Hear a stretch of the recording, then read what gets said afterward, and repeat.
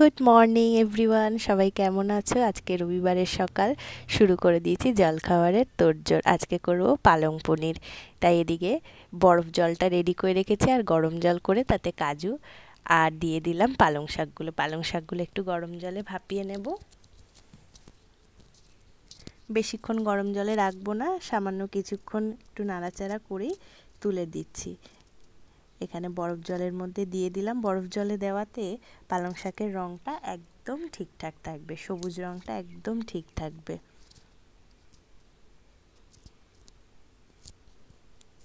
কিছুক্ষণ ভেজানোর পর আমি শাকটা আবার তুলে নিচ্ছি, একটা ছাঁকনির মধ্যে করে তুলে রেখে দিলাম, এতে জলটা পুরো ঝরে যাবে। আর এইদিকে কেটে নিয়েছি আজকে সবজিগুলো, টমেটো, পেঁয়াজ, আদা কুচি, রসুন কুচি আর লঙ্কা। আমি এখানে কোনো বাটা মশলা ইউজ করব না, আমি সবই কুচিয়ে নিয়েছি। আর এইদিকে এখন পালং শাকটা পেস্ট করে নেব। সামান্য একটু লেবুর রস দিলাম। লেবুর রসটা দেওয়াতে রঙটা আরও সুন্দরও হবে, আর তিতকুটি ভাবটা পালং শাকের ওটাও কেটে যাবে। এবার কড়াইতে বাটার দিয়ে দিলাম। ঘি দিয়েও করা যায়, কিন্তু আমার বাটারটা বেশি পছন্দ, তাই বাটার আর সাদা তেল দিয়ে দিলাম। তেলটা গরম হয়ে গেলে পনিরগুলোকে একটু ভেজে, পনিরটা বেশি ভাজবো না, সামান্য একটু নুন দিয়ে একটু পনিরগুলো নাড়াচাড়া করে নিচ্ছি। নুনটা দিলে পরে পনিরের মধ্যে একটু নুনটা ঢুকে যাবে।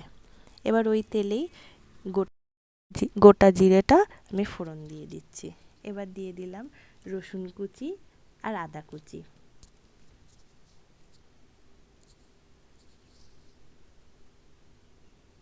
রসুনটা একটু লাল লাল হয়ে এসছে, এই সময় এখন পেঁয়াজটা দিয়ে দেব। পেঁয়াজটা বেশি লাল লাল করে ভাজতে হবে না, সামান্য একটু মজে আসলেই এর মধ্যে দিয়ে দিলাম টমেটো কুচিগুলো। টমেটো কুচিগুলো এখন একটু নাড়াচাড়া করে নেব। একটু পরেই টমেটোগুলো মজে আসলে আমি এক এক করে সব মশলাগুলো দিয়ে দেব। এর মধ্যে দিলাম জিরের গুঁড়ো, তারপরে দেব গরম মশলার গুঁড়ো, নুন, হলুদ আর কাশ্মীরি রেড চিলি পাউডার। এই কটা উপকরণ দিলেই মশলা একদম তৈরি। একদম ঘরে যা যা মশলা থাকে আমাদের সেগুলো। ধনে গুঁড়ো ব্যবহার করা যায়, কিন্তু আমি ধনে গুঁড়োটা এখানে দিলাম না, খালি জিরের গুঁড়োটাই দিয়েছি। ব্যাস, মশলা দেখো, মশলা দিয়ে এখন তেল ছেড়ে এসছে। এই সময় দিয়ে দেবো পালং শাকের পেস্টটা।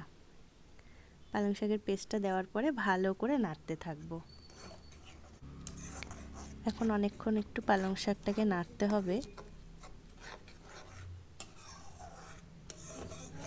যতক্ষণ না সাইড দিয়ে তেলটা ছেড়ে দেয় ততক্ষণ পালং শাকটাকে একটু নাড়তে হবে।